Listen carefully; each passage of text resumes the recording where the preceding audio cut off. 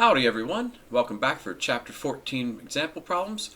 We'll be talking about kinetics here and how do we figure out about rates and changes of concentrations and rate laws and all the good stuff. So here's a couple examples that'll hopefully get you through the chapter. The first one we'll do is 1423. We're talking about relating rates of change in a reaction. The idea here is we want to be able to say if one chemical is changing at a certain rate, then how does that compare to another chemical? This is just using balancing to go through. So for A, this one's a little trivial because it's all 1 to 1 to 1, which you might think, well, if everything's equal, shouldn't all the rates be equal? Yes.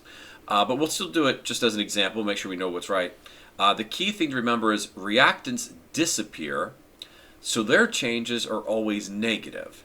So the change in the concentration of the hydrogen peroxide here in a change of time will be equal to the appearance. So that will be the positive change of H2 over the same amount of time because they're opposite. One's disappearing, one's appearing. Officially, you could make either one negative just as long as they're opposite each other. But we usually like to do this. We're like, oh, because this is disappearing, we put the negative there. Now with the oxygen, same thing happens here, that as the hydrogen peroxide disappears, oxygen disappearing, and it's 1 to 1 ratio. So again, the change in the oxygen over time will be also equal to the disappearance of the peroxide over time. So it's 1 to 1 to 1, just this one's disappearing, these two as products are appearing. Right. Now we'll do the same thing in part B. This one though, we've got some 2's to worry about, but it's not 2, 2, 2, it's 2, 2, 1. So these ones will not all be equal to each other. They're going to have some numbers involved. So we say, okay, our N2O is disappearing, so we'll just make that the negative out of, not H, N2O. Okay. And we say, okay, the N2, well, it's a 2 to 2 ratio. Well, that's same as 1 to 1. So those will be the same. We don't need any numbers there. So if the N2O is disappearing, then the N2 is appearing. So we'll just make it the change of N2 over time. But then here's where it gets a little tricky. We say, okay, wait a minute. This is saying that 2 NO2s disappear for every 1 oxygen that appears. And so we say, well, wait, if we want to make this in reference to 1 NO2, it'd kind of be like divide everything by 2. We'd have N2O, we'd have N2. Oh, and we'd only get half of an oxygen to appear for every 1 that disappears. So that's what we have to indicate, that for every 1 of these N2Os that goes away, we get half the change of oxygen in the same amount of time. Now sometimes you'll see the 2 down here in the denominator, sometimes it'll be just 1/2 up there. Either way, it's fine. But that's how we have to relate that, wait a minute, we're only getting half as many oxygens to appear for every 1 N2O that disappears. So just keep that in mind. If you have more complicated numbers, you just kind of say, well, what would it be if I have my reactant as 1? So here, oh, I divide everything by 2. You know, if there had been a 3 here, oh, that would be 3 halves. Just get it equal to 1 reactant and be proportional from there.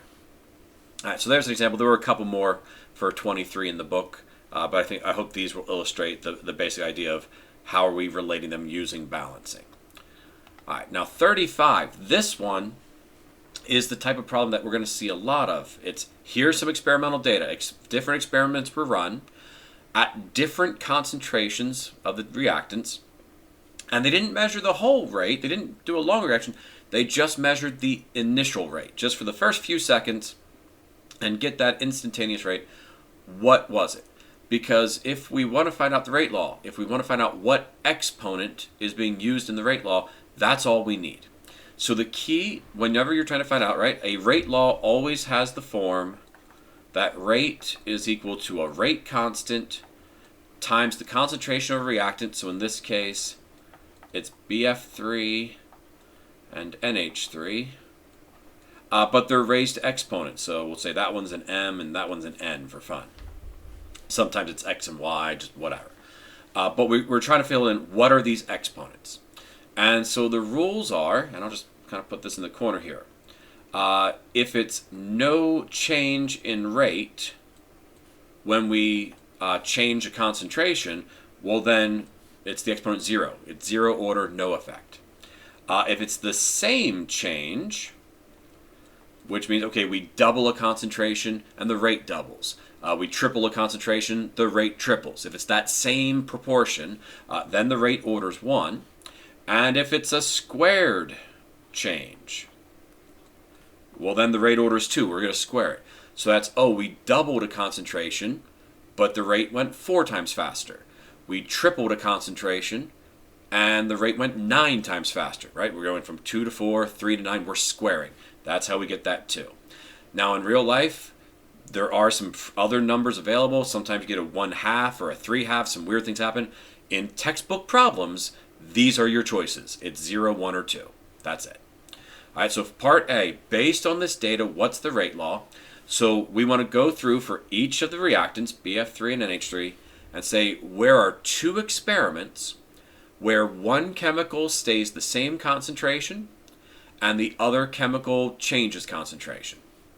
All right, so if I'm looking here, just experiment 1 and 2, I can see, okay, these 2 stay the same. Oh, but this one, it's a 2 times difference, right? So we go from 0.125 to 0.250. Now we'll say, okay, so here's my change. I'm looking at what happens with ammonia. I'll look at my rates. Okay, I have a 0.1065. I have a 0.213. That's also a 2 times change. So I say ammonia was doubled, the rate doubled. That's the same change. That's an exponent of 1. So I can say, okay, my ammonia there, let me see, rewrite it here. Rate equals K times the BF3, and I'll just leave a spot for the exponent, and then times the NH3. That'll be a 1. You know, I could leave it blank because the 1's implied, but I'll just be explicit here. There's a 1.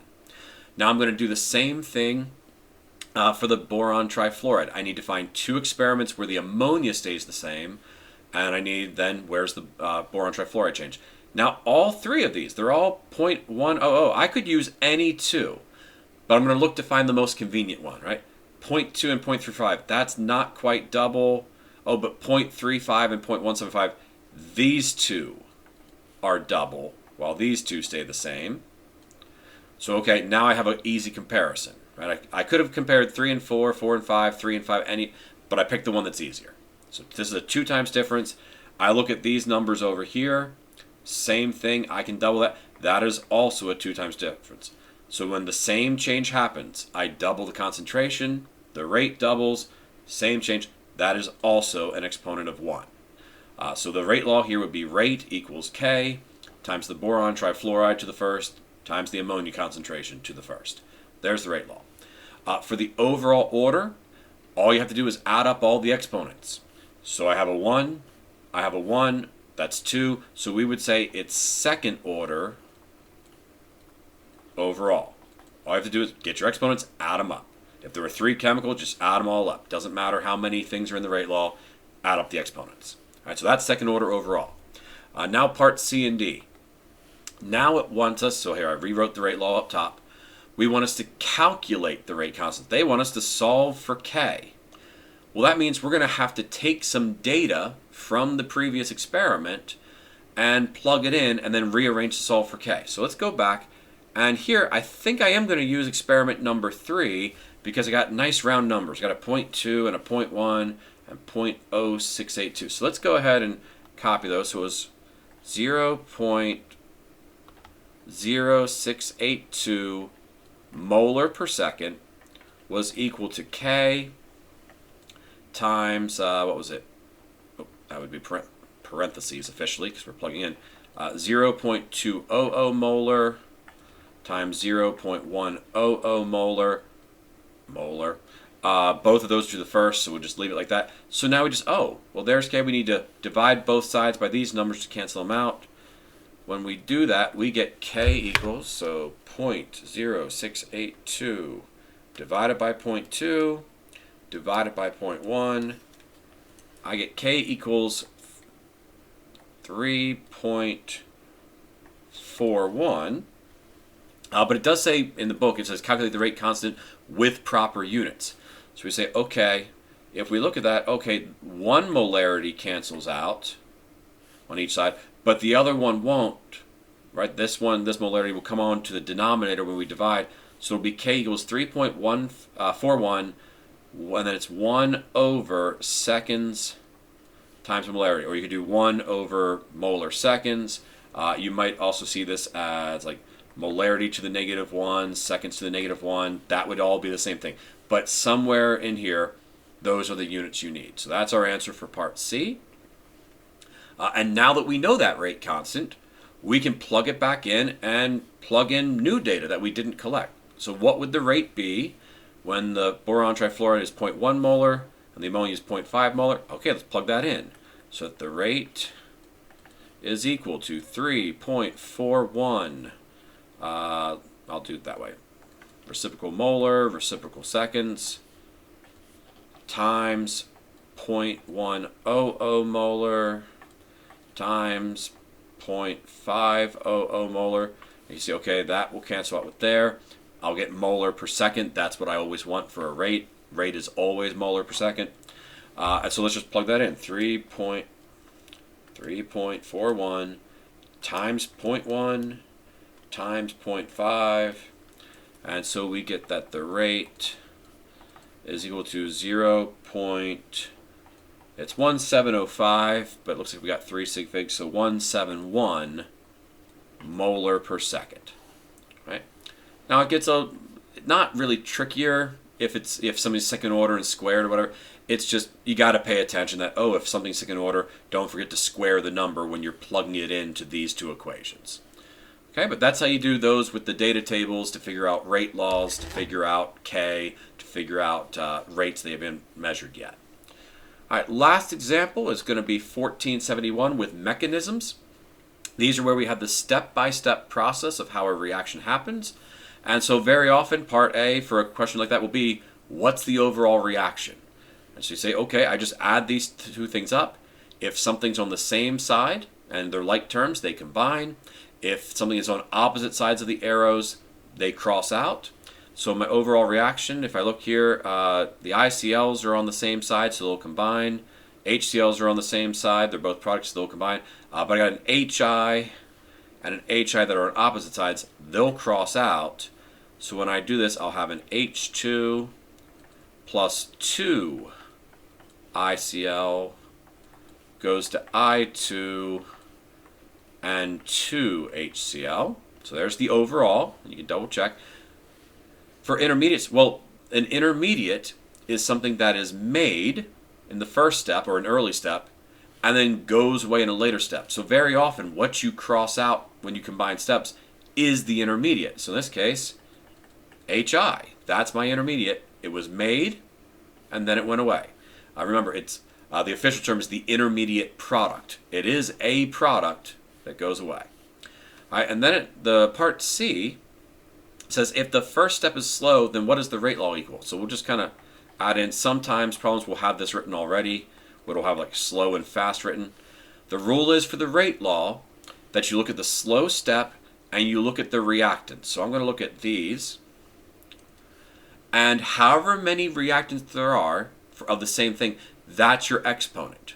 And if a chemical is not in there, then it's not in the rate law. So we say, okay, rate equals K. My first reactant is H2. So I'll put concentration of H2. There's only one of them in the slow step or before, so that's a 1. Again, you could leave that implied if you want, but I'll put it in there. And then I looked, second chemical is ICl. And again, how many are in the slow step or before? Just 1. There's 2 in the overall reaction, but only one of them's in the slow step or before, so it's first order. If the second step was slow, then I'd have to do some things, say, hey, wait a minute, there's 2 ICLs involved. That would probably be squared there. But we just look at the slow step and before. It's 1 of each, so it's first order for both. And that's how you do that one. All right, so I'm hoping these will help you out as illustrations. Kinetics can be a little tricky because we are bringing in some more theoretical math. For instance, even when I did this part on the second problem, officially I'm supposed to do a ratio and then use logarithms to solve it. I just prefer to use this little cheat sheet table, and I think many students prefer to use that as well. But there is a mathematical background with logarithms that makes this work. But just watch out when you're reading through and saying, hey, what's going on? If you have questions, email me, come in for office hours, see the tutors, but make sure you get the help you need. All right, that'll do it for Chapter 14. Have a great day. See you back soon.